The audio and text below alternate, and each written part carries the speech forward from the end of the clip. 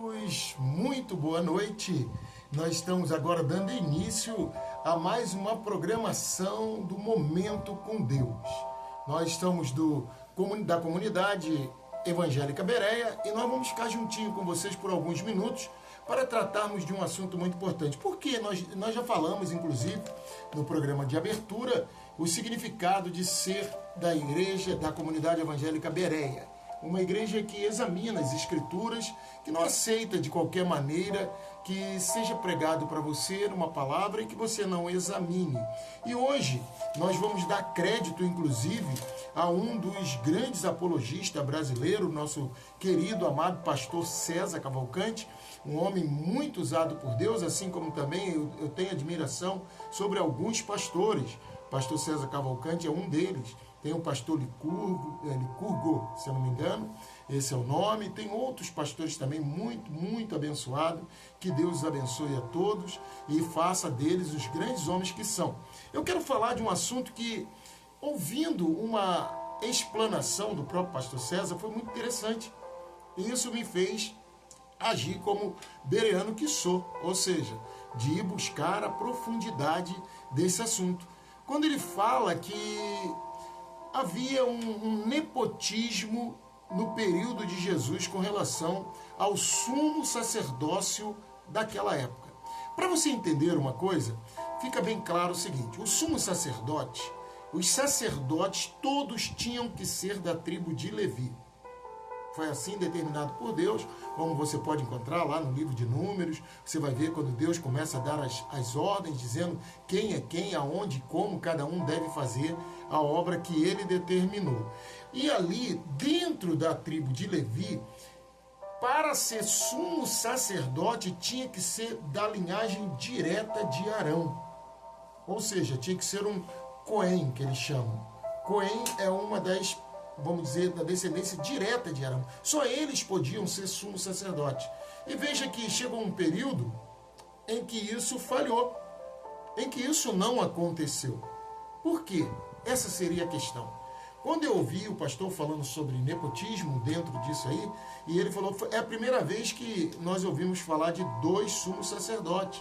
Aí eu fui observar, fui olhar mais profundidade e, de fato, quando nós lemos, nós até, assim, se você lê de forma apressada, se você não mergulhar, não prestar bem atenção, você acaba passando por cima de algo extremamente importante, que é a palavra de Deus quando ela está falando a respeito do sumo sacerdote. Era um por vez, era uma coisa vitalícia. Só quando morria um sumo sacerdote, outro sumo sacerdote assumia. E naquele período, havia lá no período, vou até olhar aqui, vou até dar uma lida aqui, você me desculpe eu desviar o olhar de você, é porque eu estou lendo agora. Ó, no 15º ano do reinado de Tibério César, sendo Pôncio Pilatos governador da Judéia, Herodes, tetrarca da Galileia, e seu irmão Filipe, tetrarca da região da Itureia, e o Tracônites e Lisanes, tetrarcas da Albilene, que é até um nome difícil, desculpe, Albilene, sendo sumo sacerdote, aqui que vem a parte do versículo 2, sendo sumo sacerdote Anás e Caifás. Espera aí, parou. Quantos sumos sacerdotes poderia ter? Quantos sumos sacerdotes determinou Deus que se tivesse? Um por vez. Um por vez. Não dois. E se temos dois, alguma coisa está errada. Ou esses não são sacerdotes, ou melhor, não são sumos sacerdotes, ou Deus cometeu um equívoco. Mas por que Deus deixou isso na Bíblia? Será que Deus se enganou? Será que o povo de Israel também se enganou, não estava percebendo isso? Vamos mergulhar um pouquinho mais profundo? Vamos valer o que diz a comunidade Bereia? Vamos mergulhar um pouco mais? Bom, vamos lá. Aí diz aqui, ó, sendo Anás e Caifás, veio a palavra de Deus a João Batista, filho de Zacarias, no deserto. Aqui está o segredo de tudo. Meus amados, eu vou parar de ler agora e vou explicar diretamente, porque creio eu que fica mais fácil. Bom, João Batista era da linhagem, sim, direta de Arão, de onde pode vir os sumos sacerdotes. Anás e Caifás não fora escolha de Deus. Anás e Caifás eram escolhas dos homens. Lembra no período que Saul foi escolhido pelos homens para poder ser o rei de Israel? Lembra? Então, ele foi escolhido pela vontade dos homens. Mas quem era o escolhido pela vontade de Deus? Quem foi o escolhido pela vontade de Deus? Foi o rei Davi. Observe, foi o rei Davi e não Saul. Saul era uma escolha dos homens. Mas espera aí, mas se Deus não escolheu Saul, então por que Saul reinou tanto tempo em Israel? Olha, o respeito de Deus para conosco, os seres humanos. Lembra que sempre eu estou falando, nós fomos criados imagem e semelhança de Deus. E Ele nos permite poder fazer certas coisas, porque nós temos uma coisa que Ele nos deu, chamada livre-arbítrio. Esse livre-arbítrio não foi dado para mais ninguém no universo, somente para nós, seres humanos. Por quê? O animal não tem livre-arbítrio. O homem é que diz para ele, ou diz onde ele vai ficar, como ele vai fazer, como ele vai deixar de fazer. Já o ser humano, não. O ser humano, ele tem livre-arbítrio. Não confunda a obediência com a lei com a falta do livre-arbítrio. Não. Nós obedecemos leis que combinamos entre nós que essas leis valeriam para todos. E isso não impede de termos a nossa liberdade. Muito bem. Então, naquele período que Saul foi escolhido pelo povo, Deus não disse que ele queria Saul como rei, mas o povo queria, e Deus assim permitiu. Deus respeitou a vontade do ser humano, porque ele é soberano, mas ele respeita você. Eu costumo até brincar dizendo para as pessoas o seguinte: Deus age como eu ajo com os meus filhos. Eu sou o pai deles, eu sou o responsável pela vinda deles aqui na terra. Eu quem os criou, eu quem os educou, eu quem deu a eles tudo aquilo que tem. E muitas vezes, os meus filhos, estando eles na minha casa, aonde eu poderia dizer, aqui eu mando, eu faço, eu aconteço, como qualquer um poderia dizer isso, se eu tenho que entrar no quarto do meu filho ou da minha filha, eu vou bater na porta e vou perguntar se eu posso entrar. A casa é minha. O planeta é de Deus. Mas ele não invade a nossa vida. Ele simplesmente aceita dividir conosco essa autoridade, porque isso não ofende a Deus em absolutamente nada. Ver o seu filho dominando, tomando conta, fazendo aquilo que ele tem que fazer. Muito bem. Então veja bem, naquele momento que houve a escolha de Saul, Deus ele permitiu e não escolheu. Quando houve a escolha de 2 sacerdotes ao invés de um, como era a ordenação de Deus, ele permitiu. Não significa que ele vai abençoar. Não significa que ele concordou com aquilo. Quantas são as decisões que você toma na sua vida que muitas vezes você pensa que Deus, por permitir, vai abençoar aquilo e ele não abençoa. Ele não é obrigado a abençoar. Ele diz, não, isso não é a minha escolha. Essa não é a minha vontade. Por isso é importante, tudo quanto vamos fazer, temos o cuidado de fazer segundo a vontade de Deus. E para não estender demais, deixa eu explicar rapidamente. Anás e Caifás, eles eram sogro e genro. Um colocou o outro colocou um. E essa escolha foi feita diretamente por Roma. Roma tinha esse interesse. Era interessante para Roma ter alguém que Roma pudesse dominar. Porque Roma não queria dividir a sua honra, a sua glória, o seu reino com ninguém. E a preocupação maior dos romanos era exatamente isso. Ter alguém como sumo sacerdote que pudesse se levantar contra o próprio exército romano. Então, os romanos é que colocaram esses homens lá.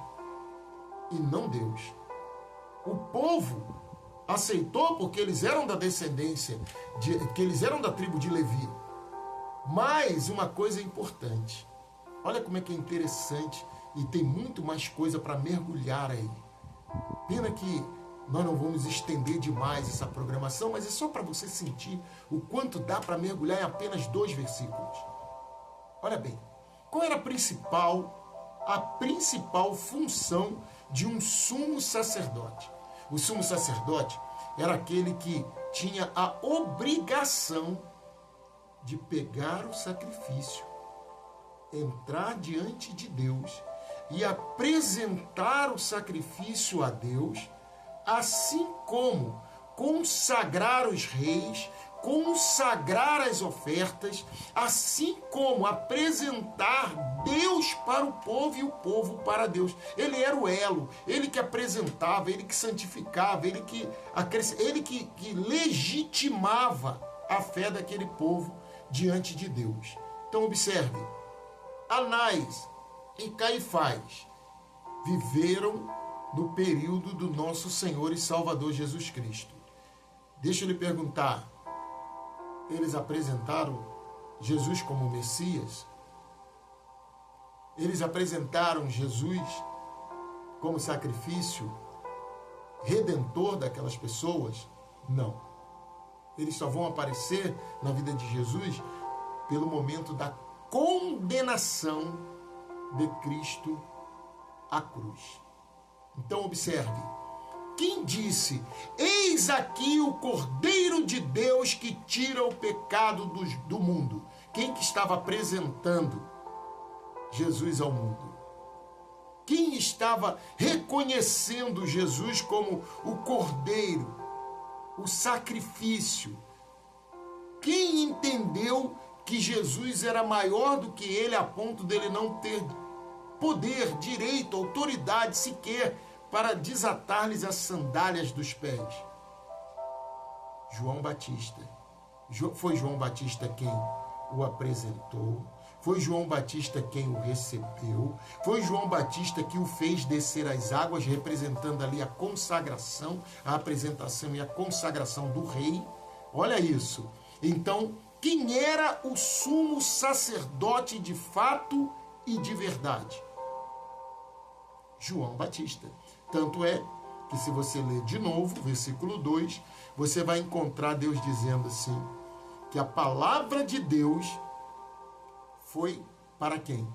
Para João. Vai falar de Anás e Caifás e depois vai falar de quem? De João Batista. Ele sim tinha a palavra de Deus. Meus amados, que Deus os abençoe ricamente.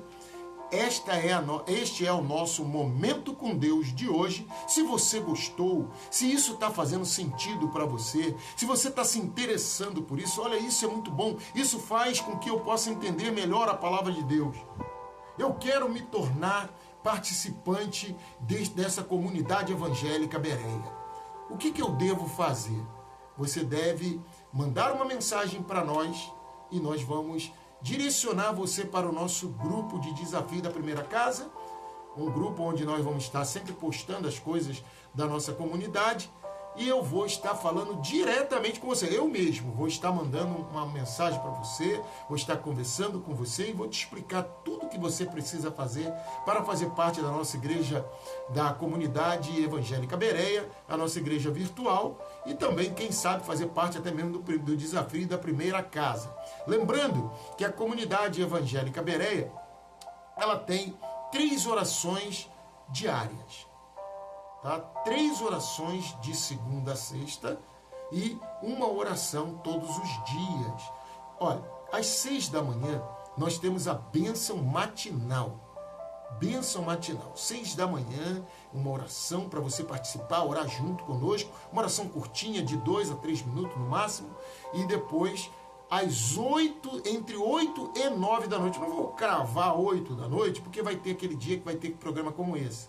Então, entre 8 e 9 da noite, nós temos o clamor com palavra, que é sempre um versículo e a oração em cima daquela passagem, baseado naquela passagem. E nós temos também uma grande oportunidade de vitória, de libertação, de cura, de conquista. Nós temos o clamor da madrugada, a batalha espiritual, à meia-noite. Todos os dias, à meia-noite, nós temos essa batalha. Se você quer participar, basta você nos seguir e nós vamos abençoar você. Basta você dar o seu like, curtir, se inscrever no canal e Deus vai abençoar você. E você também pode dividir com as outras pessoas que também precisam dessa bênção. Que Jesus abençoe a vocês. Estaremos de volta com mais uma programação Momento da Fé na próxima quarta-feira. Jesus abençoe.